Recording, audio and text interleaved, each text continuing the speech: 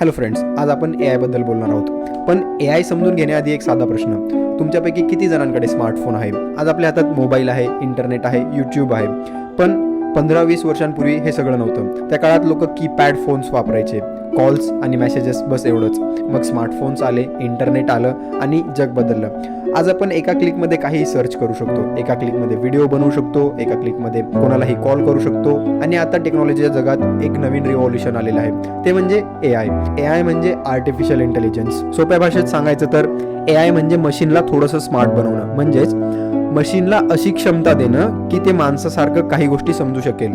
उदाहरणार्थ, लहान बाळाला सुरुवातीला काहीही माहिती नसतं. हळूहळू तो शिकतो, आईबाबांकडून शिकतो, शाळेत शिकतो, अनुभवातून शिकतो. म्हणूनच त्याचं नॉलेज वाढतं. AI पण असंच शिकतं. त्याला खूप माहिती दिली जाते, मग तो त्या माहितीतून पॅटर्न समजून घेतो आणि हळूहळू स्मार्ट बनतो. एक सिंपल एक्झाम्पल घ्या, तुमचा मोबाईल फोन. तो कधी कधी तुमचा चेहरा ओळखतो, फेस लॉक उघडतो. हा पण एक AIचाच भाग आहे. म्हणजे AI आपल्या आजूबाजूलाच आहे, बस ते आपल्याला आत्ता समजतंय. ओके, आता तुम्हाला असा प्रश्न पडला असेल की AI कसं शिकतं?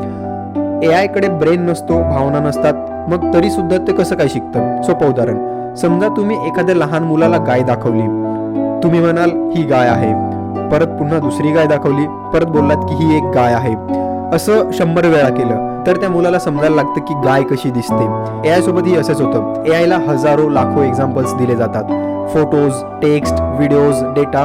यातून AI हळूहळू पॅटर्न समजून घेतो. म्हणून AI काही गोष्टी समजू शकतो. जास्त डेटा इज इक्वल टू जास्त लर्निंग. जास्त learning is equal to better AI स्वतःहून काहीही करत नाही, त्याला शिकवलं जातं. म्हणून AI स्मार्ट वाटतो. पुढच्या व्हिडिओमध्ये आपण बघूया AI आपल्या डेली लाईफमध्ये कुठे कुठे आहे. आणि जर तुम्हाला AI सिंपल आणि सोप्या भाषेत शिकायचं असेल तर ह्या चॅनलला सबस्क्राईब करा.